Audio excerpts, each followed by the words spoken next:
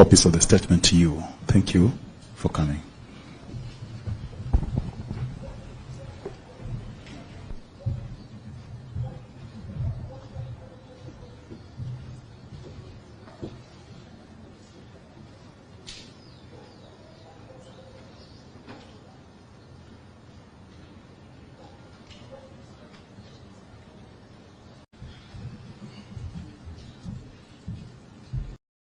Countries already been worked out by the government.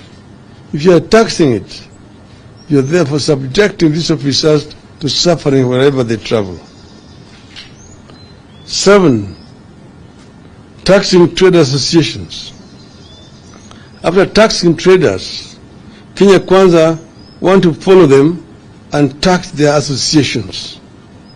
Associations whose duty is to fight for the welfare of members will now be deemed to be carrying out business and be taxed on gross receipts, which will be deemed as income. This is a double jeopardy that will affect the welfare of businesses in the country. We oppose it. 8. Enhance VAT payments. Buried in this bill are proposals to remove from zero rating to tax-exempt pharmaceutical products, agricultural pest products, and even fertilizers.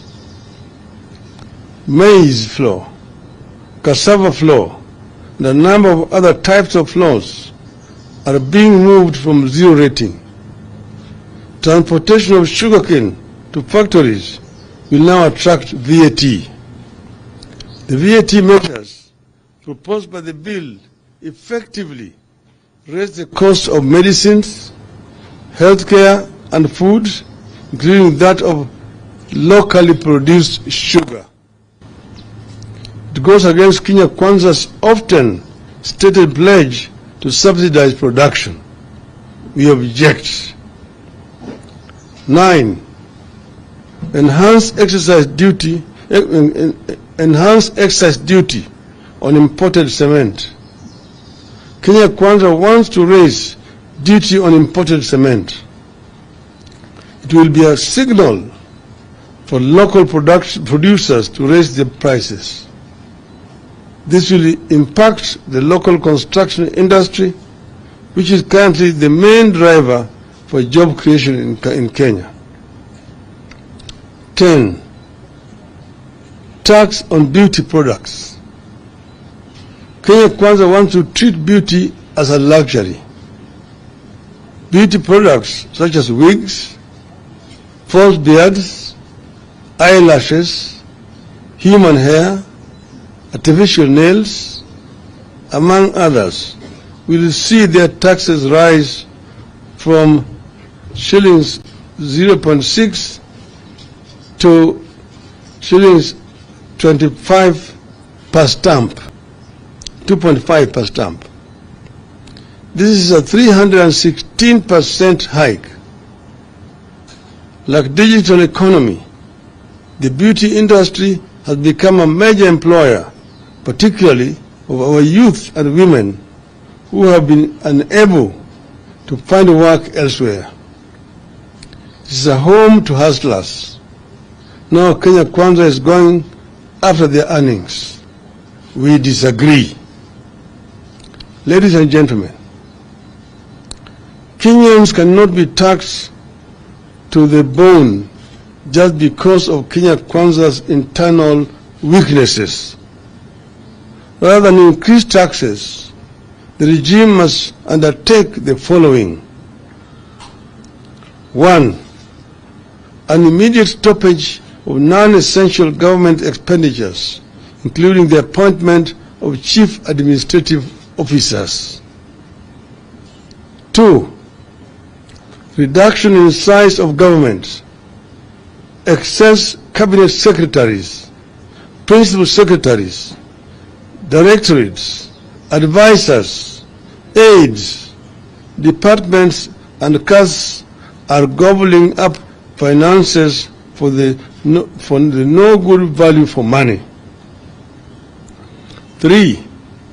abolish money being spent on political operations that are disguised as relief food distribution or fundraisers.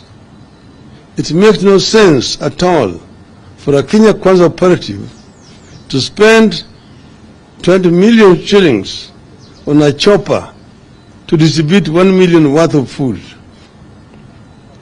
It makes no sense for a principal secretary to spend 10 million shillings on a chopper to deliver 200,000 shillings at a fundraiser. This madness must stop in the interest of austerity. 4. Domestic and international travel, conferences, workshops, and training must be reduced, and they should be held in the offices. Those who are working in Nairobi should hold their meetings in Nairobi, including members of parliament. Parliament has got enough offices, a facility for members, committees to meet. There's no need to transport members of parliament to go and meet in Mombasa. The same thing applies to members of the county assembly. 5.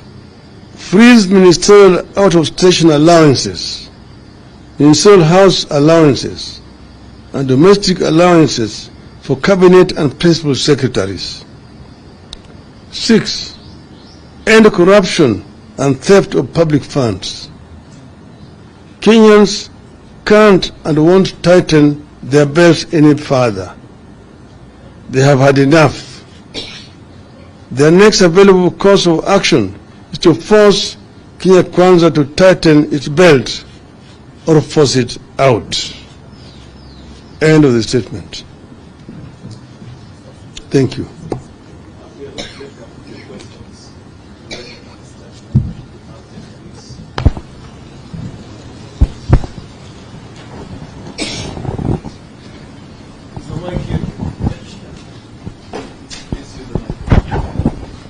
Right, my name is Emmanuel Toh from Kate. Say that again. Okay, my name is Emmanuel Toh from KTN News.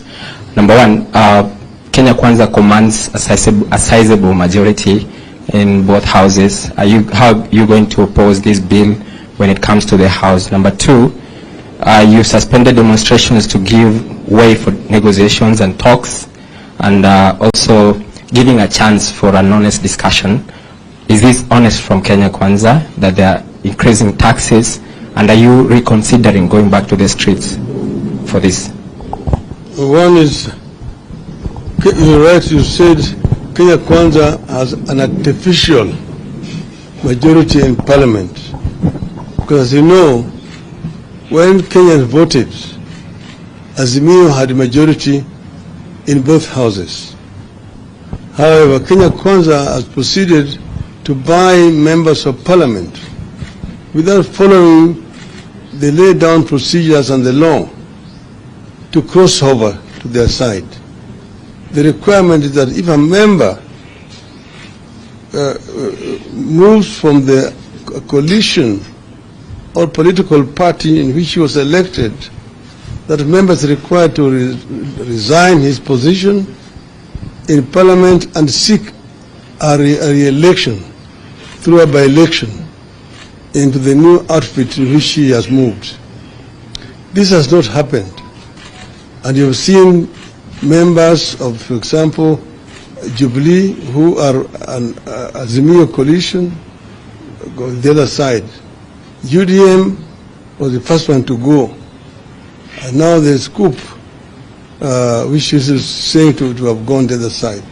This is what we are talking about, corruption. Corruption in the political process, which is there. They are enjoying artificial majority in parliament. But we say that our members, those who are with Azimio and who have got conscience, will oppose these proposals. We will oppose the proposals, and we hope that the genuine Kenya Kwanza members, who also have got the interests of ordinary Kenyans at heart, some who still feel about the hustler, which they used will see the policy of trying to introduce these measures here and how these measures are going to hurt ordinary common man whom they say they are going to assist through a bottom-up approach. With regard to the talks, first, we acted in good faith to call off the demonstrations last Thursday because Kenya Kwanza had approached us and said that they were ready now for talks and that we are going to remove Mr. Kenan, whom they had put in as among one of their delegates. But we knew that the real reason why they were doing it is because they were expecting the visitors were coming into town. And they did not want demonstrations at that time. But we did act in good faith ourselves because they said they were serious. Now we are seeing signs of reluctance. We're seeing signs of reluctance. Now all members of the other side are not available. They don't have a quorum to begin the discussions and so on. We have given them today and tomorrow.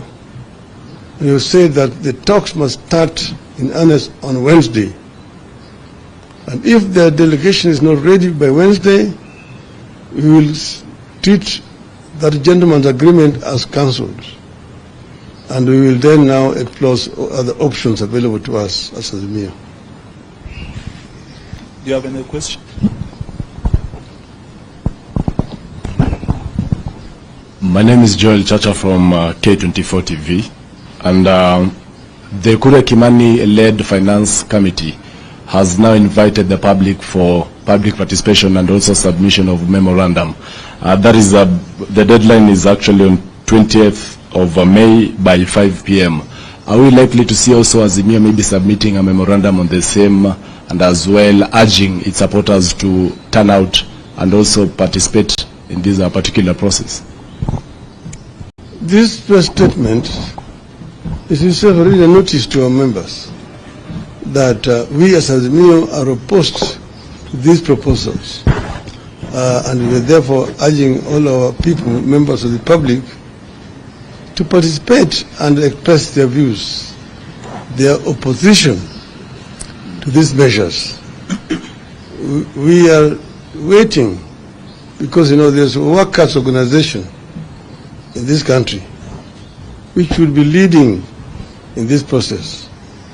But we see the workers' movement is completely silent. We saw them on Labor Day talking and not even demanding any increase in salaries for the workers. It seems that the workers' movement as we unite, we will continue to defend the rights of Kenyan workers in the absence of an effective trade union movement that represents them. Thank you very much. Shortly we shall be circulating copies of the statement to you. Thank you for coming.